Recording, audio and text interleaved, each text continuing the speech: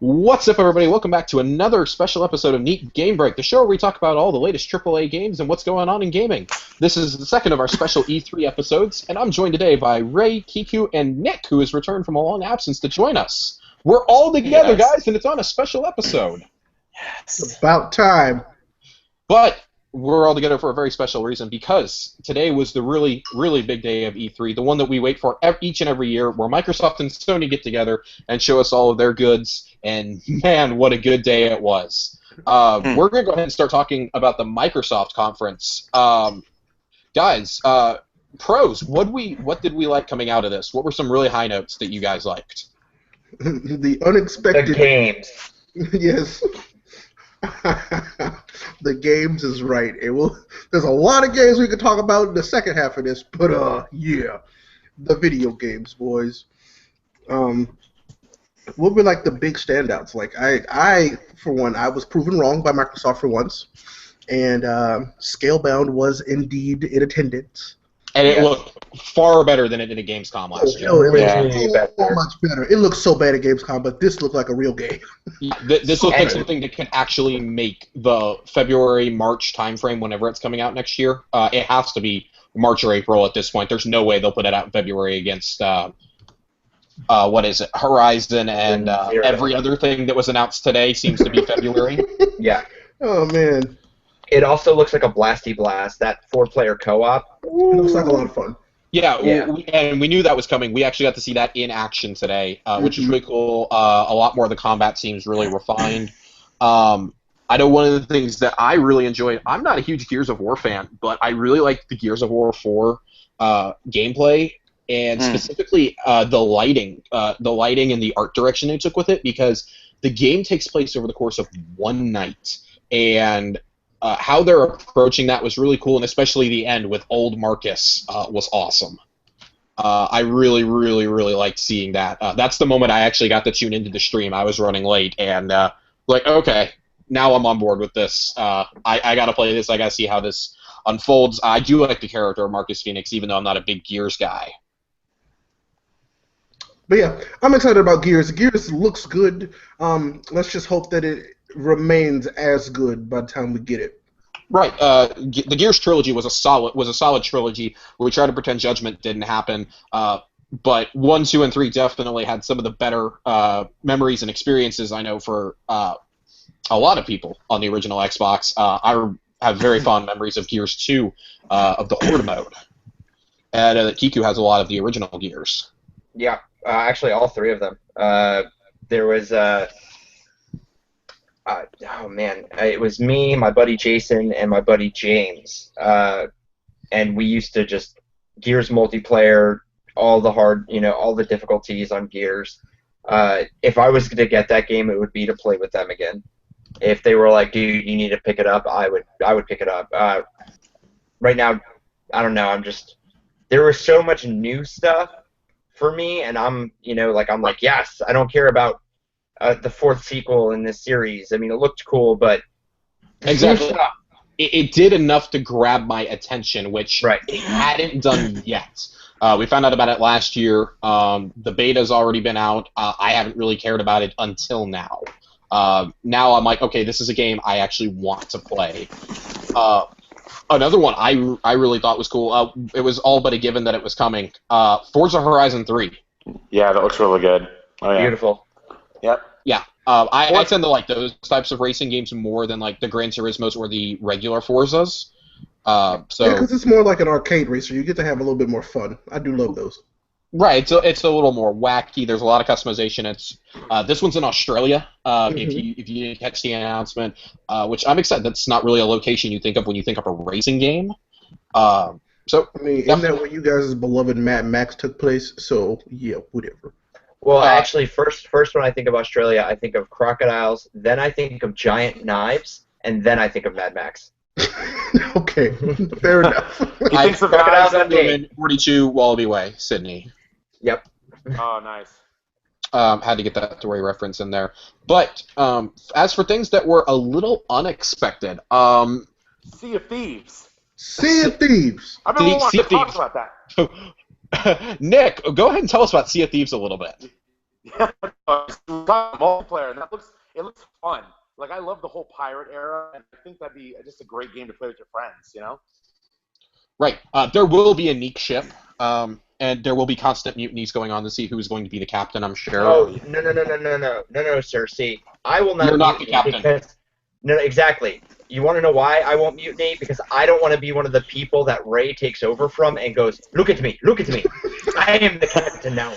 Ray and I pretty much played out this exact scenario earlier in chat. Yeah. That we know that we're just going to continuously do that to each other, probably with Nick interjecting periodically. Yeah. That it does look really stupid fun. But I gotta be honest, the gameplay reveal was almost ruined for me by the Let's Play style of the video.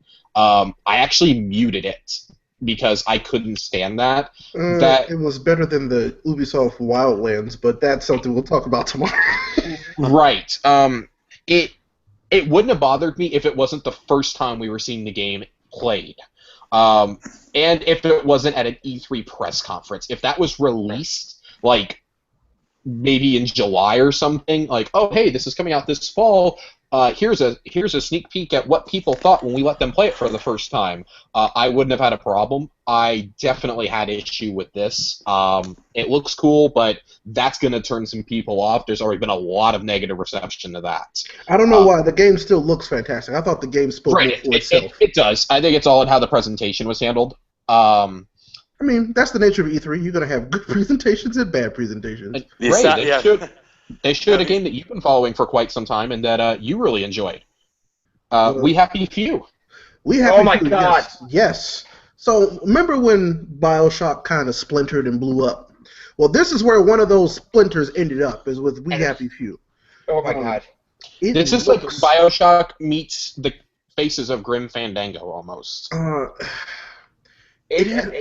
It's such a spiritual successor, man. Like, honestly, I just watched the trailer before we got on here, and I'm so stoked for that game. Oh my God. I don't know. It's just that game. I've been following it since I went to PAX East. Like, I guess that was almost 2 years ago now.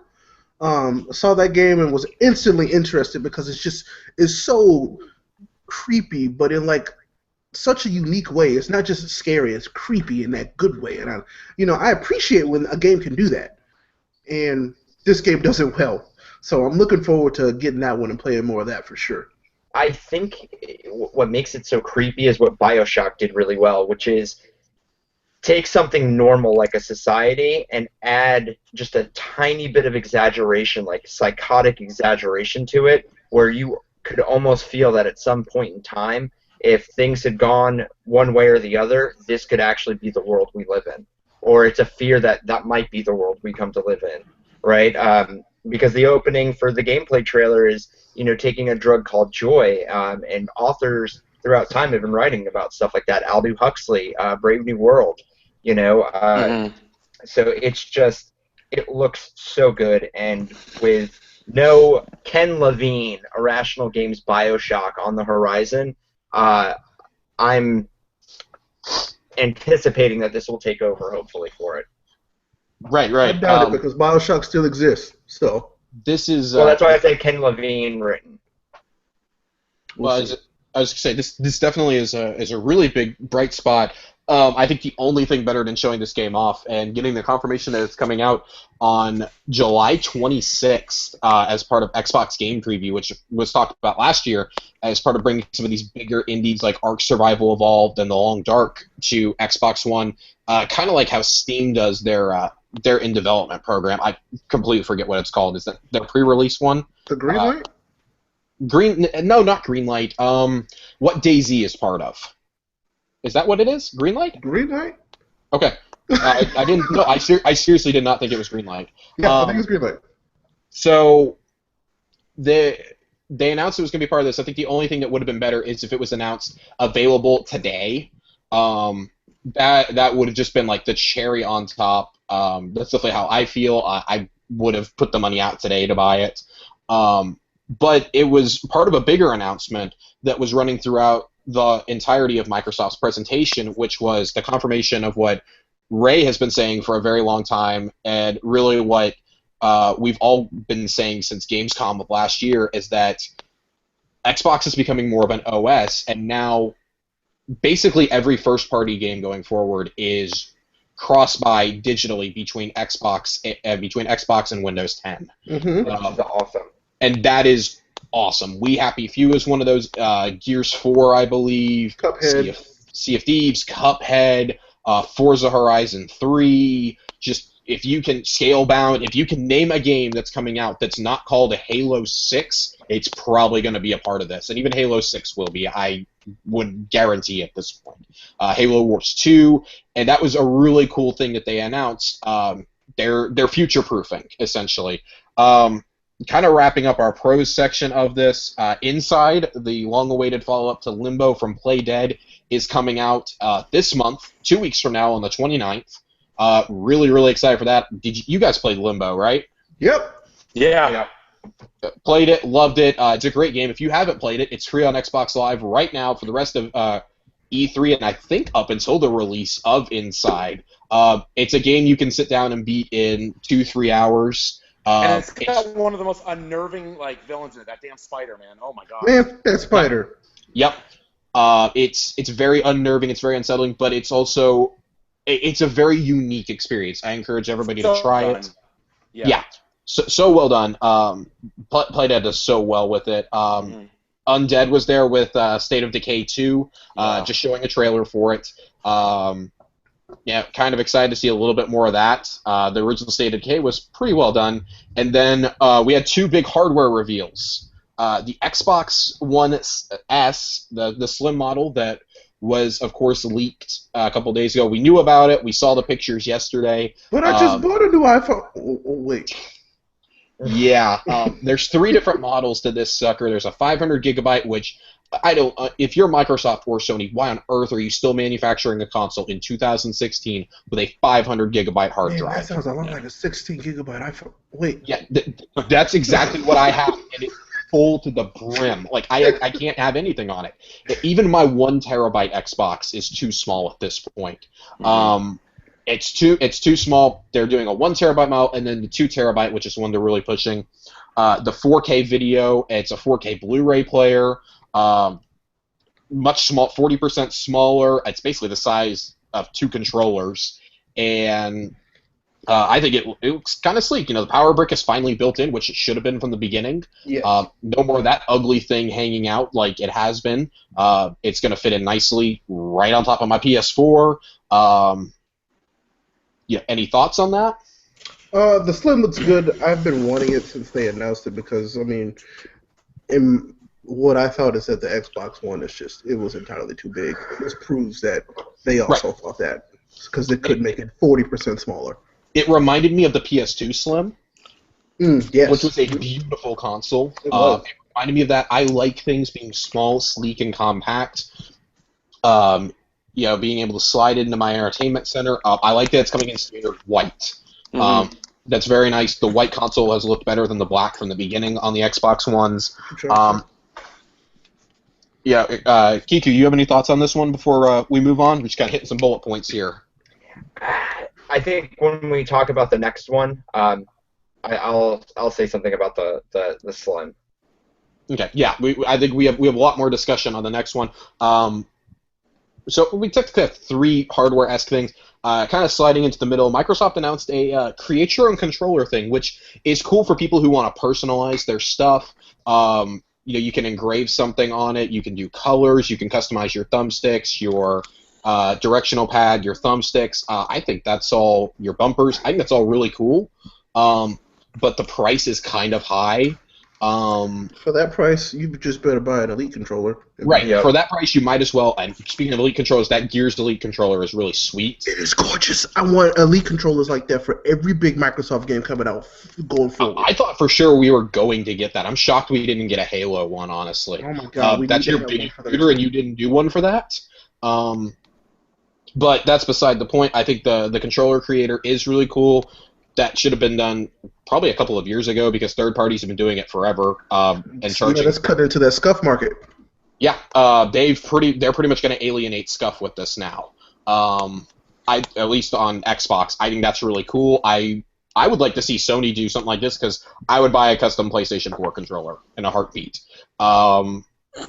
But the big reveal, of course, was at the very, very end of the conference when Phil Spencer came out and announced the Xbox Scorpio is real. It is a thing. The specs on that are equivalent to a high-end PC right now. Ray, The what was tetraflops. 6 teraflops, which I don't understand at all. I understood the 60 gigahertz processor. So let me just tell you that this is looking like a pretty high end machine. Like you could. So the Xbox One, I would say, is kind of a Ray, mid-range. I'll let you machine. take this one, Ray. You're our hardware guy. I mean, there's not too much that can actually get because I mean we just have the specs, but this is looking like a very very high end device. Just on paper and the way they're talking about it, which in my mind I'm immediately going to jump to this. Jumps to a very high end price.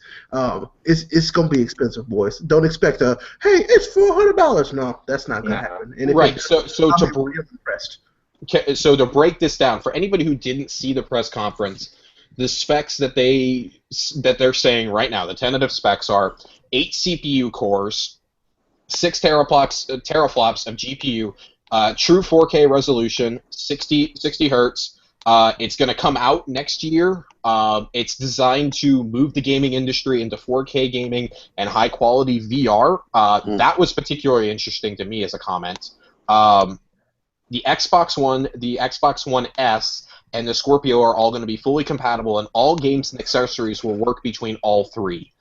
The Scorpio will not be a cheap machine, but I think some people are jumping to conclusions saying, "Oh, it's going to be like $800 or $900." You have to remember these components will be much cheaper by the time this comes out next year. I'm saying max 6. I'm as well. Yeah. I'm firmly in the $500 to $600 range. Like, there's no way you could sell a console for $800. Are you out of your fucking mind? And no. They tried that. They tried that with 3 when it have nearly the specs that this does. So. No. So the video that they showed also had a lot of creators from Microsoft's first parties and from some third parties, most notably Todd Howard, who was there. He was talking about how Microsoft came to them about the system, and he specifically was talking about Fallout 4 and them bringing it into VR, which was interesting considering last night at the conference for Bethesda they announced it to be a HTC Vive exclusive on VR. And Microsoft had just done some stuff with Oculus and Minecraft before. There's been the rumors about the Oculus partnership. We know Microsoft is not developing their own VR. They're going into augmented reality instead with the HoloLens, which is for much more than just gaming. And Ray, you and I were talking earlier about this possibility, and even over the weekend I was talking with all of you about it, about the HTC Vive potentially being a partner. What if it managed to support both? I mean, if you're gonna say this is an alternative to a PC, you got to go all in. PS4 doesn't have to. Neo doesn't have to do that because they have their own in-house VR. Yep, they honestly, it's just business-wise, they took the better bet, but that's just me. Like seriously, they doubled in on what they had. So either it will fail and they will absorb that failure, or it will succeed and they will get to rein in all of the success of their VR unit. But when you have these, third-party headsets, you don't get that success if it does well. No. And I mean, both companies are really, really, really taking big risks here. We'll get into some more of those risks later on. Let's kind of shift to, we discussed some of the positives of the system. We're going to talk about the negatives of the Scorpio right now. I got something on it, though. Okay. Oh, you said the positives. Okay, never mind. I got some negatives. I just said let's go to the negatives. Yeah. No, I know. That's why I stopped. My bad. Go ahead. Oh, okay. What do you call it? You were saying the price, $600. I think you see 2 of these machines when it comes out. You're gonna see, I want to say like a $650 to almost $700 machine, which is just the base, and then you're gonna see an $850 to $900 machine packaged with a VR headset. Absolutely not. I think they do with as much as what we're going to talk about on the second conference. I think there is a bundle deal with a VR headset of your choice, HTC Vive or Oculus. I really do. Oh man, I don't know about that because No. those things were expensive. They are, and that's why I'm saying that there would be a high-end bundle. When is HTC Vive and Oculus actually coming out for these machines? Well, Already. they're already out for Already? PCs. Okay. No, I mean for the Xbox One. Like when is that? We don't know if Yeah, they that's only if they even confirm it for the Scorpio. Right, Yeah. right. So I mean, without knowing, I want to say that there would be a bundle one. But talking about the production and the cost of it, they're gonna have to go into production way before those parts get that much cheaper. I think to drop it that low. And I mean, it's just common knowledge for anyone who knows about the creation of those machines that any company that creates a console is going to take a hit on the profitability of the console, and they're going to make their money on the software. So I mean, I just don't know. Like, with the specs on that thing, I mean, $600 just seems. I mean, it seems right, for the consumer, but I kind of feel like it's too low for the business side of it. So currently, Nintendo, when the NX comes out, will be making profit on each machine that comes out. Yeah. When the Neo comes out, PlayStation will be making profit on each machine that comes out. Mhm. So with this, I think it's pretty safe to say that Microsoft will not be making a profit right Mhm. away on the new machines that come out. So I don't think they're going to take that big of a risk, honestly. And to bundle something that would cost that much money, it just wouldn't be worth it to them. Because for them, they would have to pay Oculus and HTC absorbent amounts of money to Right. get these units to bundle in, because they have to, I guess, pay the difference, to get them in stores at least a decent price. Because that's looking like a $1,000 bundle to me, Right. because the HTC Vive and the Oculus cost almost as much as what the Scorpio could, in theory, cost. So it's pretty much a BYO, virtual headset. and Well, I mean, you don't think that like Vive would competitively try to match the headset of the PlayStation at some point? we already know that the specs are higher, and so they can keep selling them at the price that Okay. they are. They know that they have a better quality, quote unquote, headset. Gotcha. So I don't think that would happen. Okay.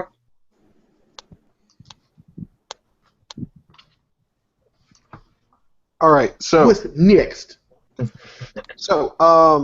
do we have anything else that we didn't really like about Microsoft's conference? I know I had a couple other things that kind of rubbed me. The Final Fantasy 15 demo really rubbed me the wrong way, and that was part of that was due to the slice they chose to show us. It was cool for the epic scale, but the guy also literally did next to nothing. He just kind of ran They around. showed you, that boss fight, didn't they?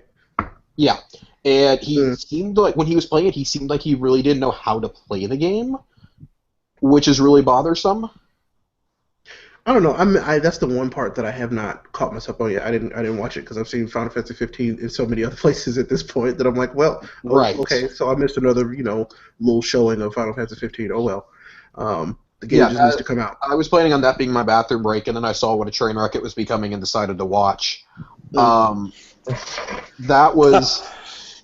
was pretty bad, and started making me question my faith in it again. Do we need VR for Final Fantasy? I don't know. Yes, we do. Yes, Do we we? do. Yes, and we'll approach Yes, that. we We'll, do. Yeah, we'll we'll get be to talking about that soon, Sir Nicholas. All right. All right. And then the other thing that bothered, alternatively, I liked what I saw, but I'm still worried because we've seen no live gameplay of it, is Recore. And So this is out that's what I September wanted to 13th. I wanted to talk about this because on the same thought, this game comes out in 2 months, and all we've seen at this point was a gameplay trailer. Which had half trailer, half stylization. I'd also like to note which is better than anything we've ever seen from Mighty Number 9, which is hilarious. Which is yes, that's great.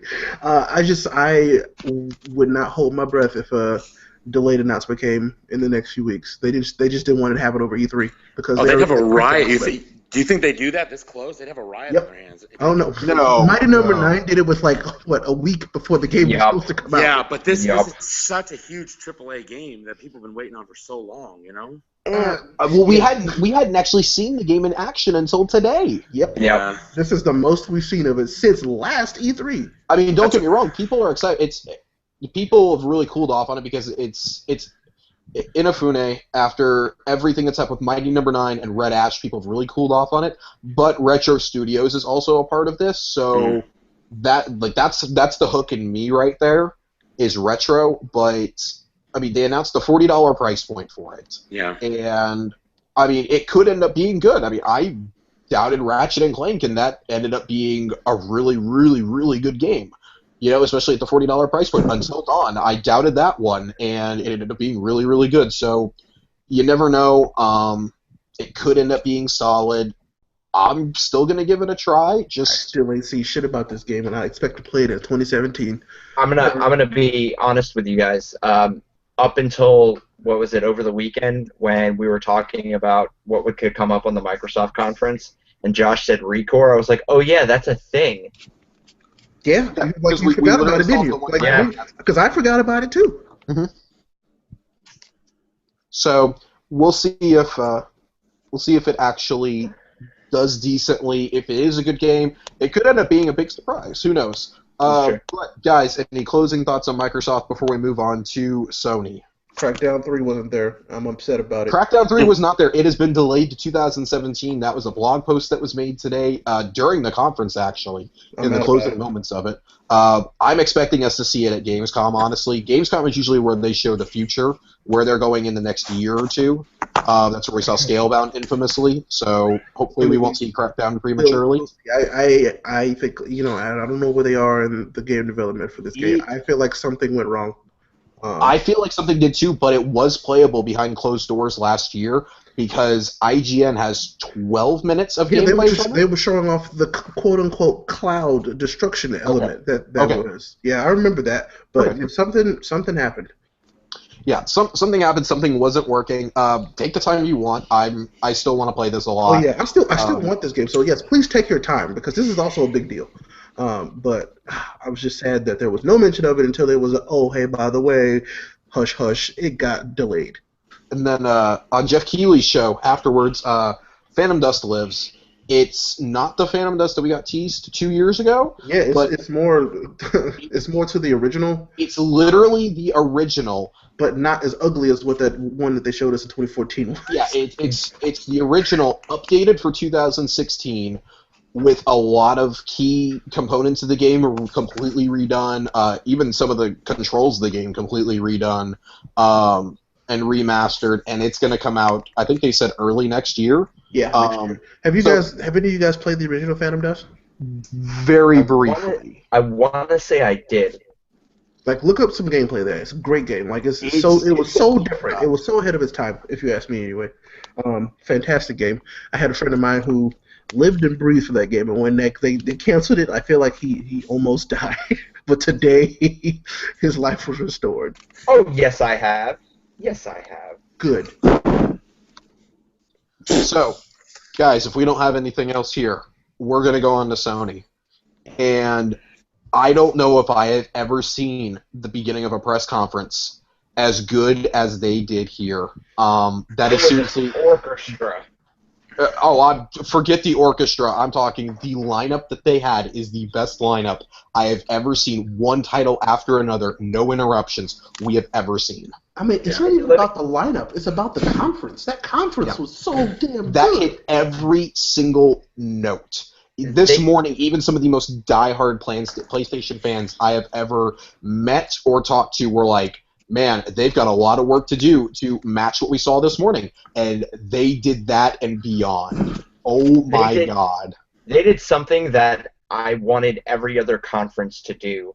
And it was what bugged me about the Microsoft one and the EA one, which was they cut out all presenters. They were like, we are going to let the games talk for themselves. And there was no like odd moments, no weird interactions, nobody reading really off a teleprompter. It was so streamlined, and honestly, having an orchestra for the first like 2 or 3 big games like just made it 50 times more epic. Yeah, you're totally right, because like when they have the presenters come out, it does get awkward. They don't land the jokes a lot with the audience, so they're just kind of waiting for the next game to come out, and I had never seen that before either, and that was awesome. For sure. So let's take a quick little roadmap through these and just fire them off one after the other. As soon as the God of War theme kicked in at the very beginning, Ray and I were in chat together, and we both just started going, "Oh my god! Oh my god! Oh my god! It's happening!" Yes. So the orchestra, Josh, Yep. was like my favorite part of this conference. Yes. When they played the Star Wars theme, good God, yeah. Oh my Yeah. god! But when they were playing that God of War music, it's just I was so because I've been waiting so long for this, and I was just like, because I didn't know what it was going to look like. I mean, we had the rumor that it was going to be in like Norse mythology; it was based there, but we still didn't know what it was going to look like, what it was going to sound like. But getting those first notes from the music was just like, this is how much they put into this game. I love games, for what they are as games. But when I get a game that cares about the music as much as they care about the game, that's when I know I have something special. And God of War sounds incredible, and it looked even better. Yeah.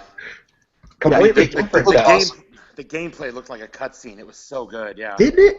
So the way when Ray and I were talking and watching this, the way he described, he goes, "This has a really Rise Son of Rome feel to it." Yes. And when I was watching later on in the demo, towards the end of it, when we saw that dragon, I said, "This is basically if Rise, what was it? Rise, The Last of Us, and God of War got together and had a threesome, and somehow a child resulted of it." Yes, this is what happened. It was just amazing. That was just Norman Reedus had that baby. We will definitely discuss Norman Reedus' baby among the orca whales in a moment. So God of War 4 in development. We have no idea when this is coming. This is probably a summer or fall game at earliest. I feel like it's a fall game. Yeah. Yeah, next year. I mean, you could definitely tell it needed some work. It was really early. Yeah, the post on PlayStation blog. Sorry to keep cutting you off, Ray. No, you're good. The post on PlayStation blog immediately afterwards said this is an extremely early look. Do you think honestly, my question is like, on Facebook, the main complaint right now is that it's basically Ragnar Lothbrok from Vikings mixed with Kratos paint. Do you think the series would do as well if he didn't look like Kratos and act like him? Do you think they need that for the series to continue to be like as amazing as it is? That's the thing. He vaguely looked like Kratos. He doesn't sound like Kratos. I mean, because that Kratos voice is iconic. He has a voice similar to Kratos, but he does not sound like Kratos. Maybe he's Kratos' descendant, like Assassin's Creed. That's what I was wondering. I don't know. It's just I didn't feel like this was Kratos, which is why I think I liked it more. I don't know. No, I definitely dug it. I'm really excited to see more. PSX definitely we're going to see more of this. Oh my god. So the next game shown was a tease for a game that we saw later on in the conference. The next game from Sony, Bend, which we all guessed was going to be there. We didn't know what it was going to be, though. Ray, what the name of this is alluding? I don't have notes in front of me. Days Gone. It's essentially The Walking Dead meets Sons of Anarchy, is what it looks like. Yeah. Meets World War Z. Yeah. I was not sold off that first trailer. It looked cool. I was. Ray really dug it. I wasn't. I wanted to know a little bit more about it. I started reading the blog post when it went up partway through the conference, and I was like, okay, I can get into this. The gameplay completely sold me, though. Yeah. Completely, 100%. All those enemies coming streaming out of the train car, that's the moment I told Ray, I was like, yep, that's it. I'm buying this. It was terrifying to even watch that. Him, like, you knew that he knew what he was doing, but you were just like, oh, my God, is he going to make it out of this? Oh, yeah, I know I will die if that happens. I will die. I am dead. Terror, yeah. And then the ending, when they're all swarming over every part of the map when the camera pans out, was just... Yeah, I was like, that man's dead. That man's going to die. That man's dead. Oh, jeez. Oh, jeez. Oh, God. So good, but like that game truly intrigued me. It had a certain element that The Last of Us could not capture because it was so character based. This one seems like it has a few characters, but it's more world based, if that makes sense. More the universe. I'm really interested to see how it plays out, though. And if I have as many bullets as he had there in the entire game, it's going to be great. Yeah, what was up with that? It didn't change the mag once. He had like unlimited ammo. I think he changed I think he just changed once. Changed the mag once or twice because I even made a note. I was like, he's not running out of ammo. And like as soon as I said that, he changed clips. Obviously it is very early in development. You could tell. It was a vertical slice. It's gonna be awesome. It looks really cool. If the game holds up like this to its final form, it's gonna be sweet. But the next game is probably the thing that got me the absolute most hyped about this entire conference. The next two games, really. The Last Guardian. We finally have a release date. I was so close. 5th. You were close. I was close. I don't even think I guessed, so not even worried. Well, Josh said early October, and I was like, I don't know, man. It might be a November game, and it's October 25th, 2016. So me and Josh met in the middle, and we gave you The Last Guardian. The Last Guardian, I mean, it's just...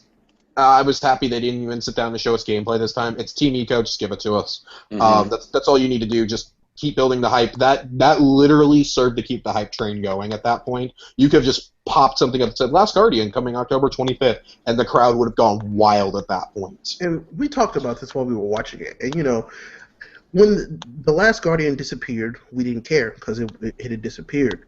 But now that it's come back and it's looking the way it looks, I'm really excited. And for any fans of Shadow of the Colossus, I feel like this has such a vibe from that. It's so cool.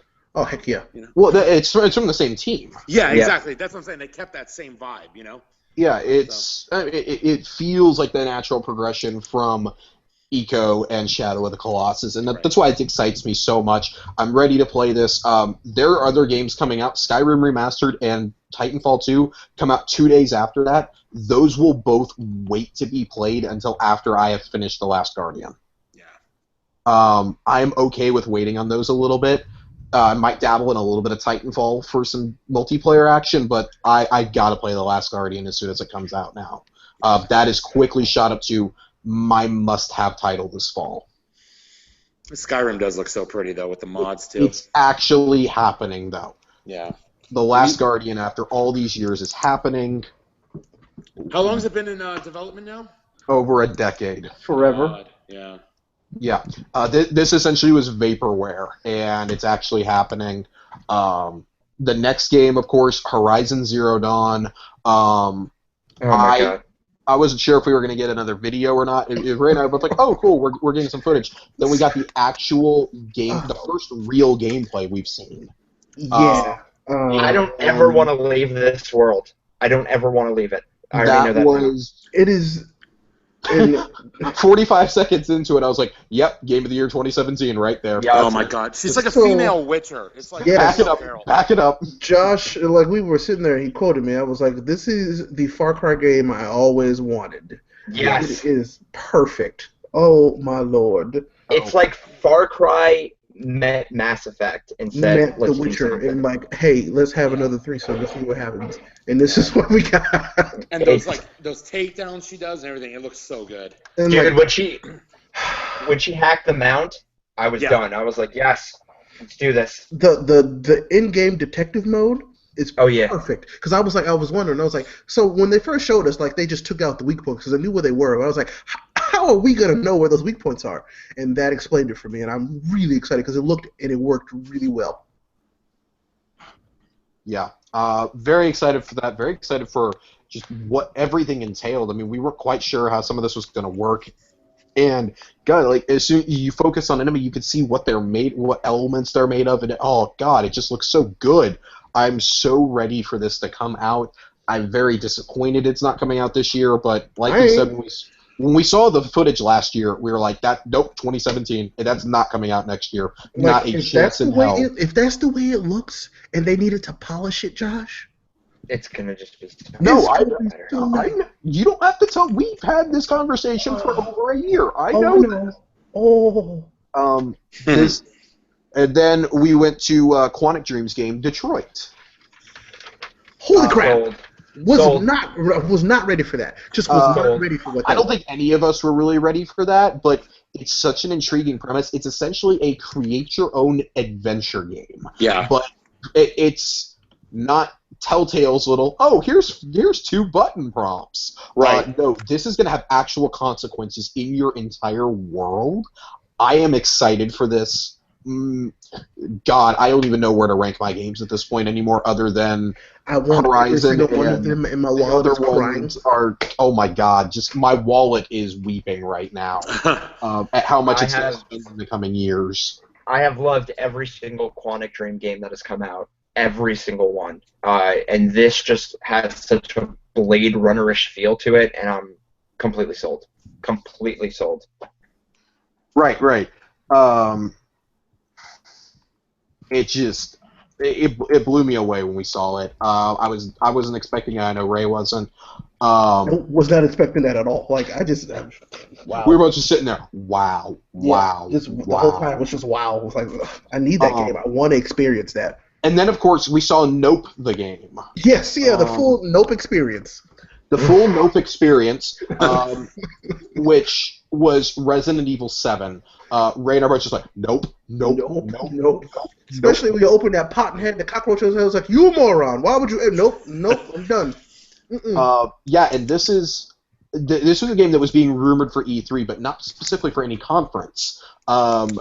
Really excited to see this one coming out.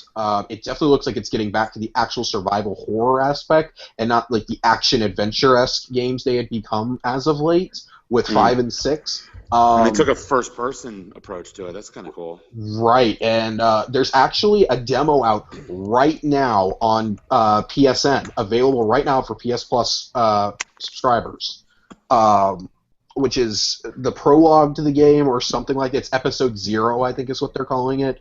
Was not announced during the conference, but was announced right afterwards on PlayStation Blog.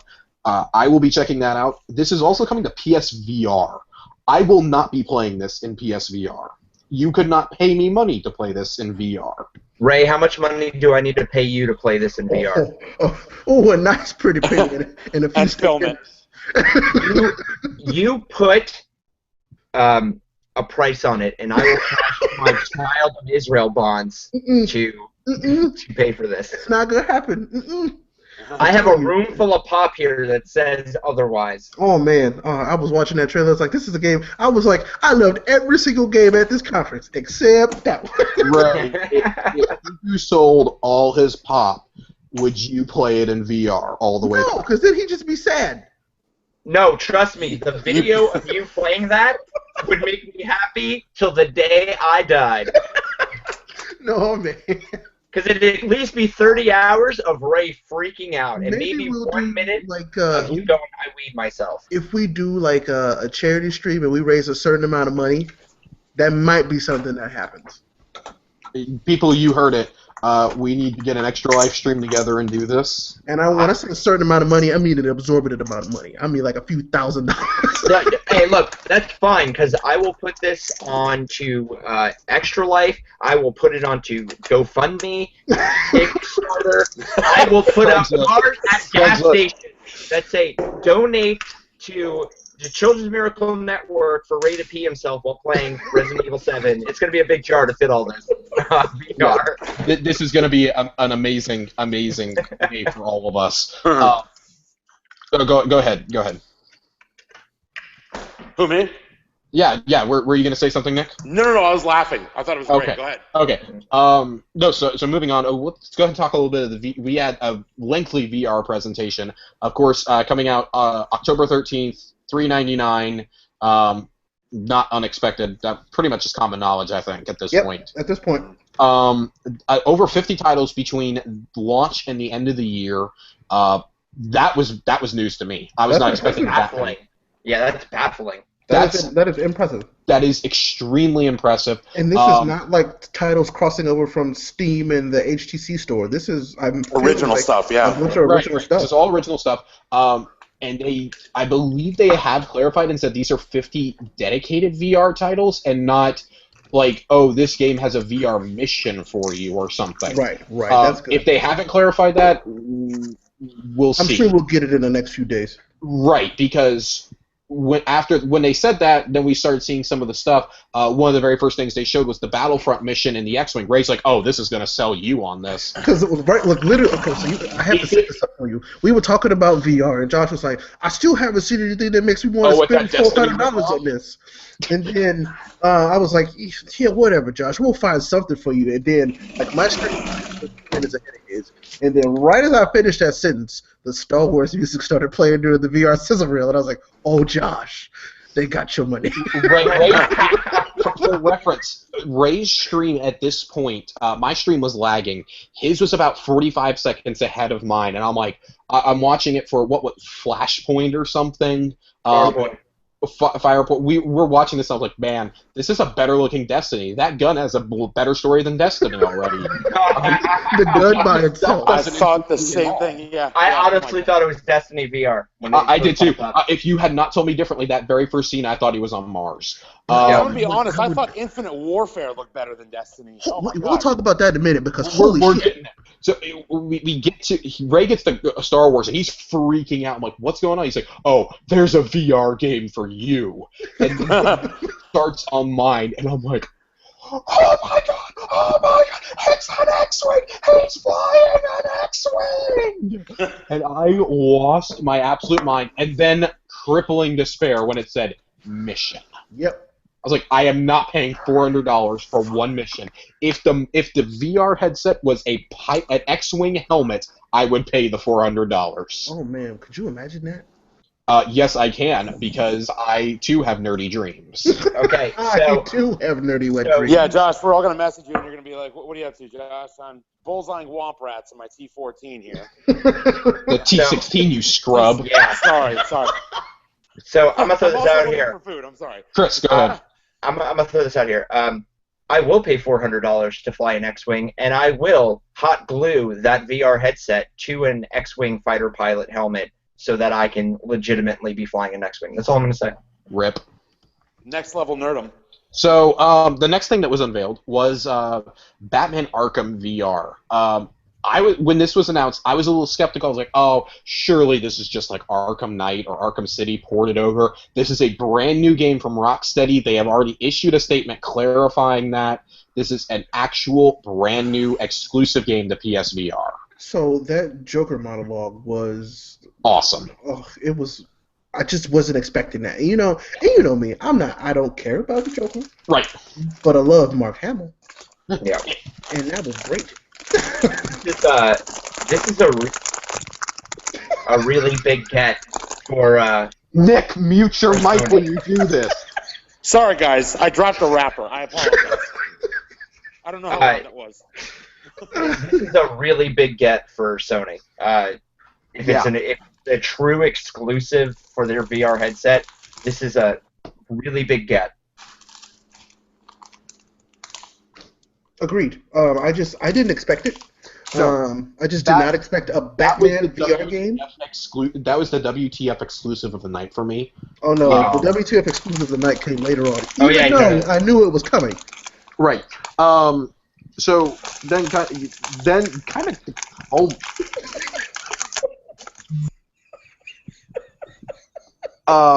Kind of moving on with all the VR. To cap it all off, Final Fantasy 15, the VR experience. Did not expect that. No, did not expect it. And I told Ray, I said, that's really cool. I will never use it, though. I will. That is cool for people who have that, who have PSVR. Maybe a couple of years down the road I'll get a chance to check it out, but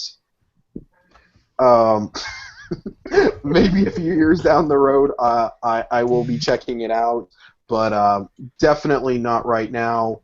I forgot. I'm also not as big of a Final Fantasy fan as you guys. If they did Kingdom Hearts like that, though, I'm all in. Get out of here. Ray, we could have a VR experience of riding a chocobo. That's what I want. Only if it comes with an actual chocobo for you to mount in your living room. That's not something I ever want, Josh. Rephrase that. I'm just going to dress Nick. Look, I'm just going to dress Nick in a Big Bird costume, and then I'm going to do that. I would love to go chocobo drifting in VR. Chocobo drifting VR, the mission experience is all I want. That would be amazing. Yeah. Fast and the Furious. So all the VR stuff was really cool. I liked it, and man, after that though, guys, Crash Bandicoot. Crash Bandicoot is coming to PS4. Hashtag Tim Geddes was right. I never thought I would ever say something like that. I still won't say that. I'll let you say that. Yeah, Tim Geddes was right, man. Crash Bandicoot 1, 2, and 3 are being remastered and ported to... Are they being remastered or just ported? Remastered.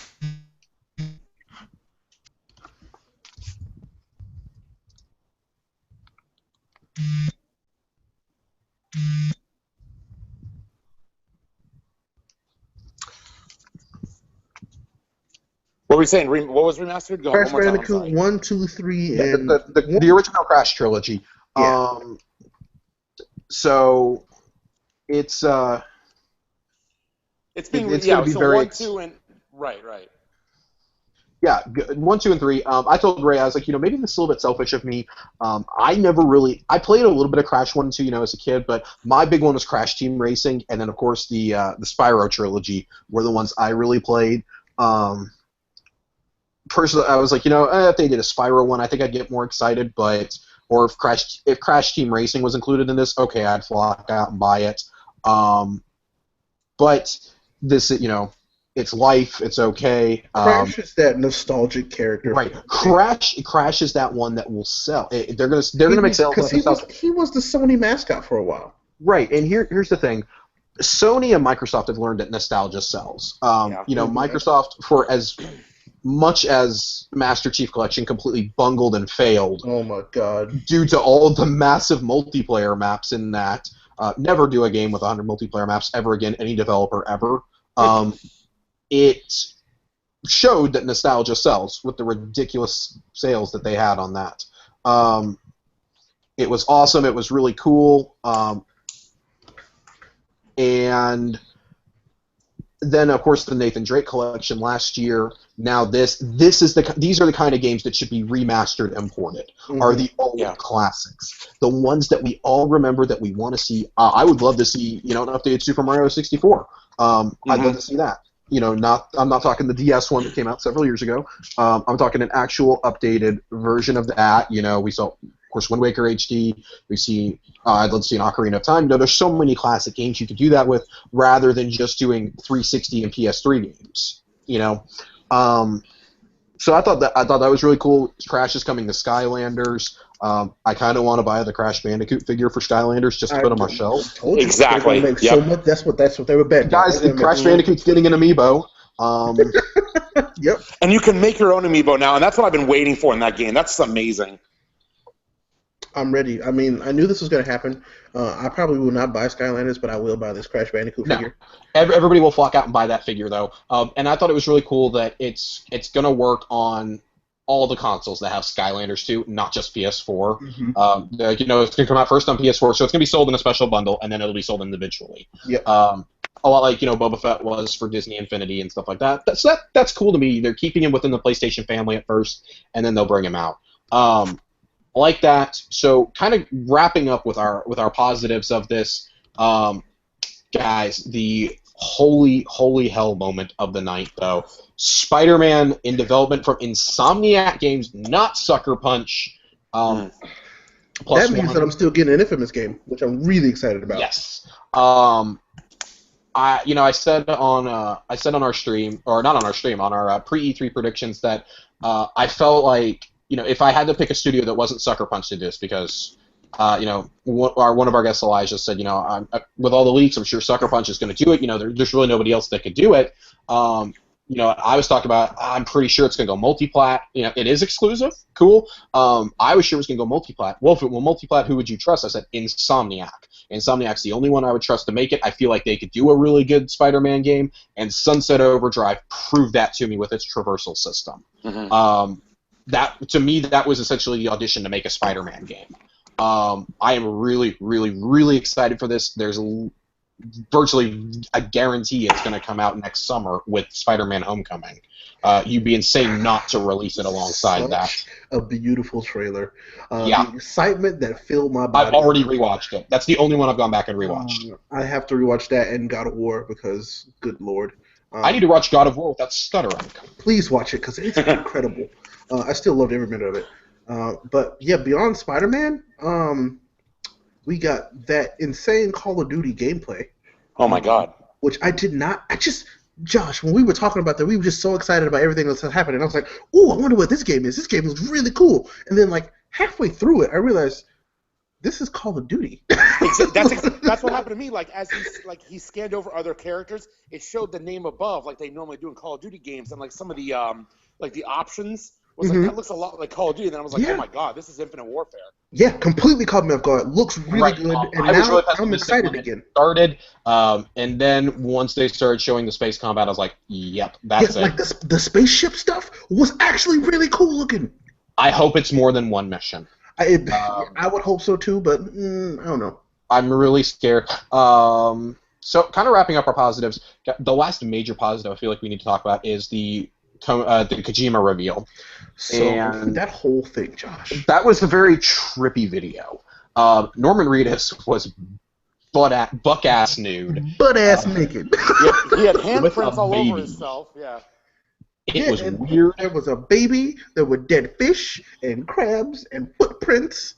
And then Norman Reedus had the greatest post of all time on Instagram just a few minutes ago with Kojima drinking a cup with his pinky out, and the teacup says Konami tears. Oh my lord! And it's pretty much the greatest thing I've ever seen on Instagram. Can I take a moment to just bask in what that entrance was they gave Kojima? With the Mad Max Fury Road music. How perfect was that entrance for that man? It was so cool. I almost expected him to just turn to the crowd and yell without a translator, "Witness!" But that trailer was so trippy, and so it was the most Kojima thing I have ever seen. Right. It was so awesome. Of course, it's very, very early in production. If you want to learn more about Kojima Productions' new game, Ray, did you catch the name of the game? I did not write it down. Death Stranding, I believe it's called. Death Stranding. Yeah. Death Stranding. If you want to learn more about that, Kojima did a pre-interview with Jeff Keighley this morning, which Ray and I both tuned into. It was a really cool interview, really talking about what he did immediately following his departure from Konami, that this game is exclusive to PS4. He's still looking for an engine to build the game with. And then he did another interview right after the PlayStation conference with Jeff Keighley. And I think Conan might have been with him. I don't know. Conan's with somebody right after the PS conference. Okay. So it was really cool. The game is super early in production. He emphasized that a lot. PlayStation exclusive. I'm sure some VR component will be part of it. It's Kojima. It's worth. If we gotta wait 5 years, we'll wait 5 years. I need to know more. Like it left me with more questions than answers. I love that Norman is still a part of this after Silent Hills. That just means that him and Kojima really hit it off, which I'm really glad to see. Which is really funny. Now we know why he's gonna be too busy to do Ghost Rider. I think that covers all of our positives. There really aren't any negatives. I honestly couldn't. The only negative, quote unquote, that I can give about this Sony conference is that it was just a lot of hype. It was a lot of sizzle. It was hey, we want you to be excited about this stuff. There weren't many release dates. There weren't many gameplay trailers. Right. It was just all hype. This is what we were working on. But at the core of it, that's what I think E3 should be. Yes, absolutely. So many times, and it's weird. It's funny that you bring that up because so many times, year after year, I've seen people criticize Nintendo, Sony, and Microsoft for showing too many trailers and not enough actual gameplay. Mm-hmm. And then this year, we get this conference, and this is the most acclaimed I've ever seen an E3 conference in my life. And it did what you're supposed to do. It built hype. I would have liked to have seen more gameplay, though. And that's just me. I understand how early in development some of these are.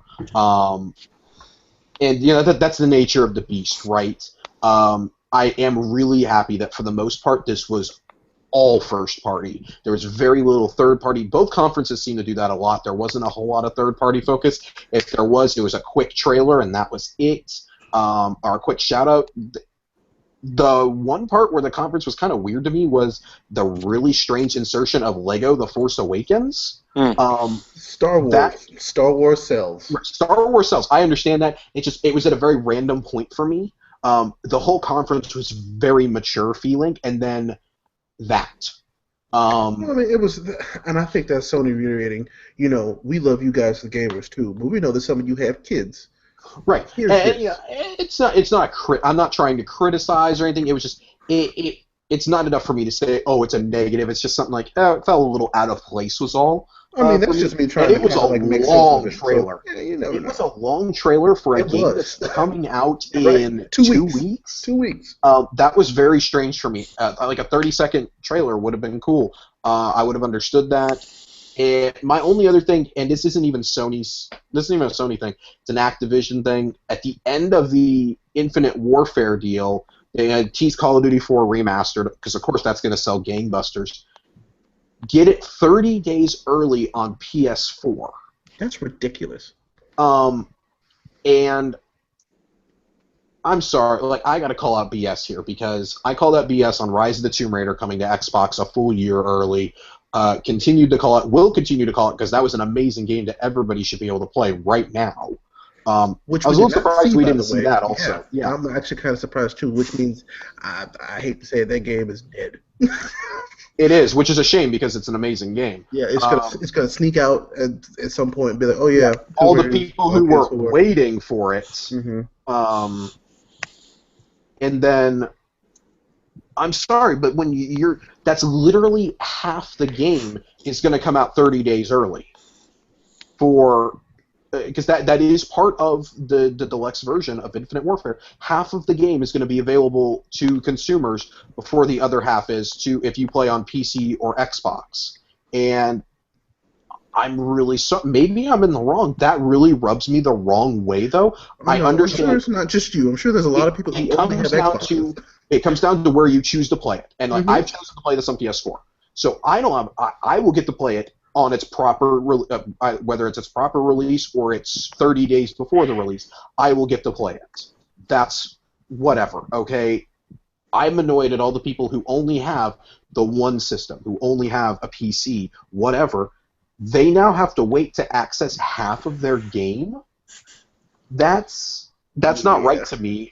It's the same stance I've taken with a lot of Destiny stuff. I don't agree with that.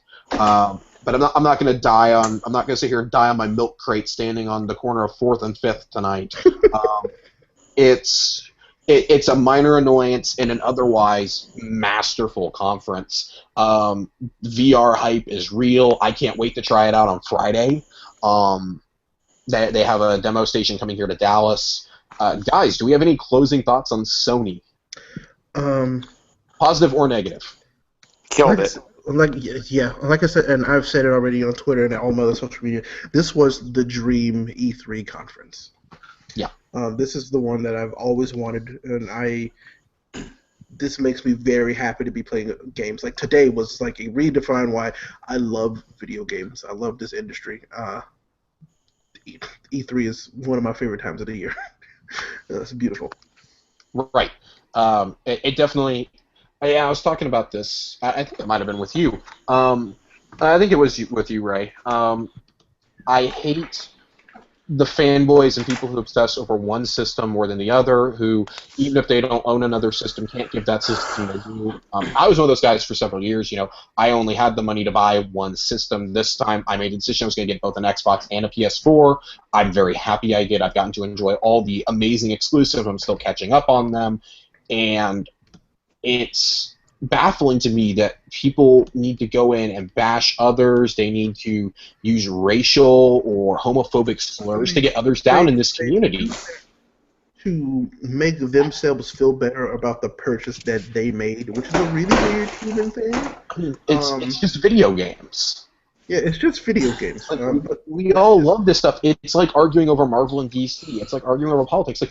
This is literally a plastic box that you paid money for, and there's no reason to put other people down. There's no reason to I mean, there's a lot of people out there who make some very questionable purchases in this community that I roll my eyes at, but it's like, okay, well, it's your money, dude. If you've got the money to do it, you know, Right. or you want to buy it and I think it looks like crap, I'm going to tell you, and then I'm going to hold my peace after that.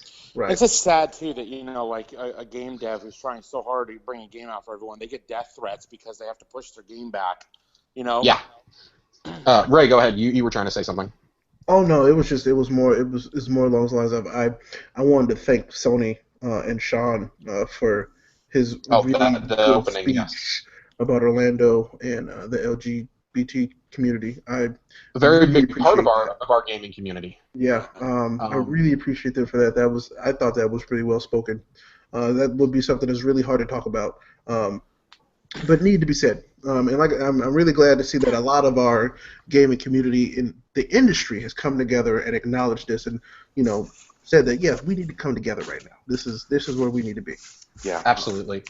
And it's been great to see the outpouring of support all yesterday and today from this community. And I was telling Ray earlier, that's what, when I see moments like that, that's what makes me proud to be a part of this community. Is when I see that I look past all the garbage that I see, in Twitch chats, that I see in YouTube channels, and all the hate that I see directed on Twitter and on Facebook and stuff. And then when I see moments like that, when I see developers come out, be excited for the products they have, when I see them all coming together for a common cause, and then just when I see the general excitement that everyone has around E3, I get so excited and so proud to be a part of this amazing community.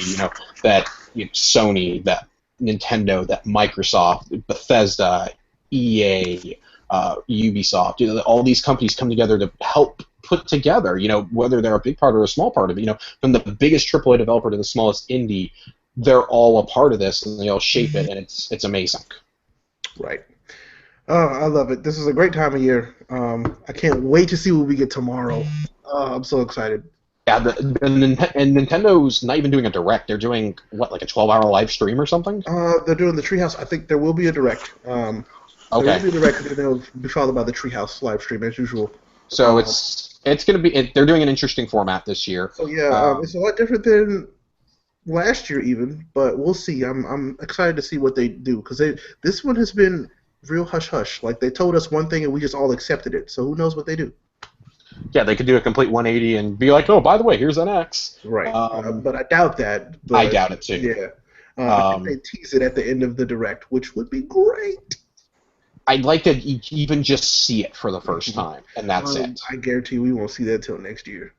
And that's ridiculous. It's coming at out in March. TGS. We might see it at TGS. I know more about a system coming out next Christmas than I do about something coming out in March. This is true. I feel like they're trying to get their shit together so they actually get the communication out right. Because the Wii U launch, the reveal for the Wii U was baffling. It was like people still didn't know what the hell it was. So I think they're really trying to do it right this time. Yeah, I hope so. So that being said, if Nick, if you don't have anything left to say. Do you have anything else you want to say? No, just I was going to second with Ray what he said a few minutes ago, just being from Orlando. I appreciated them taking the time to just acknowledge that and realize that gaming's great, but that's the most important thing is, actual people, and just to take the time to do that. That meant a lot to me. So, again. Yeah. Right. All right. So, from all of us here at Neek, from myself, Ray, Nick, and Kiku, who had to run off. He had a bit of an emergency he needed to take care of partway through the cast. Thank you for tuning into our coverage of E3 and a very special episode of Game Break. We have one more episode for you, which will be up sometime tomorrow. We don't know when. Maybe in the evening, maybe at night, whenever we feel like doing it, whenever we find time to do it. Covering the Ubisoft conference from today, covering whatever in hell Nintendo decides to do, and then some of the awesome third-party reveals that we've seen from the conference in general. Hopefully we'll see some more about Ukulele and a few of these others. Some really great indies. We've seen some great stuff on Jeff Keighley's coverage over on YouTube. Highly, we've mentioned him several times. Highly encourage you to go check out his backlog of live stuff. He's had some great things from everybody. He's had some exclusives even from Sony and Microsoft today. So go check him out. And until next time, guys, keep gaming, keep watching these conferences and all this gameplay on Twitch, and keep it nerdy.